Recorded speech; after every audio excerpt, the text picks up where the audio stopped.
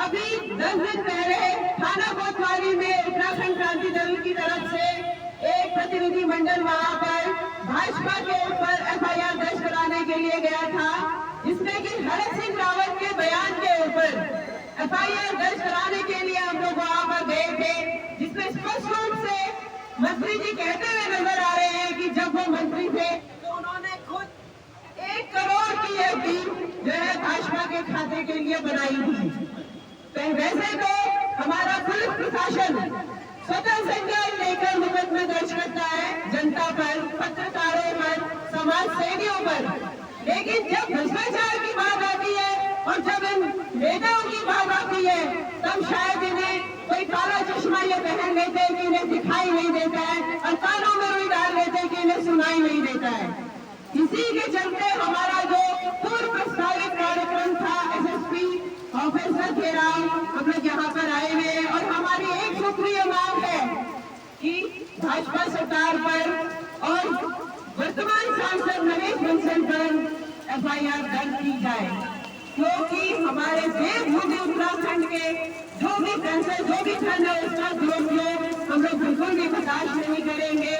इसी श्रेणी में हमारे बीच यहाँ पर हमारे दल के कई वरिष्ठ यहाँ पर पदाधिकारीगण मौजूद है। मैं उनसे निवेदन करूंगी कि वो आकर जो यहाँ पर अपना पक्ष रखेंगे। हमारे बीच में हमारे वरिष्ठ पदाधिकारी बहादुर सिंह रावत जी उपस्थित है, राजेंद्र भिष्ट जी उपस्थित है। मैं उनसे निवेदन करूंगी कि वो आकर जो है अपनी बात रखेंगे। धन्यवाद। आज उत्तराखंड क्रांति दल का जिस प्रकार से आपने देखा होगा कि भारतीय जनता पार्टी और कांग्रेस पार्टी उत्तराखंड को लूटने के लिए उन्होंने जिस प्रकार से बारी बारी से जनता की जो खून पसीने की कमाई होती है, टैक्स के पैसे होते हैं, उसको किस प्रकार से बंदरबाट किए, ये हम सबने देखा। साथियों, जिस प्रकार से हरक सिंह रावत जी ने पिछले दिनों बताया था कि भारतीय जनता पार्टी के द्वारा जो 30 करोड़ की एफडी होती है और उसमें पैसे डालने के लिए तमाम खनन अधिकारी जो है, खनन माफिया जो है, शराब माफिया जो है, इस प्रदेश के भू माफिया जो है, उनके ऊपर दबाव डाला जाता है कि आप इसमें पैसे डालिए ताकि ये अपने जो अकाउंट है उसको बढ़ा सके। और उत्तराखंड में हम देखते हैं कि चुनाव में जो जहां एक और क्षेत्रीय दल के जो प्रत्याशी होते हैं वो ईमानदारी के साथ, मजबूती वाले मुद्दों के साथ, जमीन की लड़ाई के साथ, मूल निवास मुक्ति मांग के साथ जनता के बीच में जाते हैं। और वहीं भारतीय जनता पार्टी और कांग्रेस के जो नेता होते हैं, जो प्रत्याशी होते हैं, ये जनता के बीच में जाकर पैसे बांटने का कार्य करते हैं, शराब पिलाने की बात करते हैं और महिलाओं को जिस प्रकार से साड़ियां और अन्य सामग्री देने का कार्य करते हैं। तो कहीं न कहीं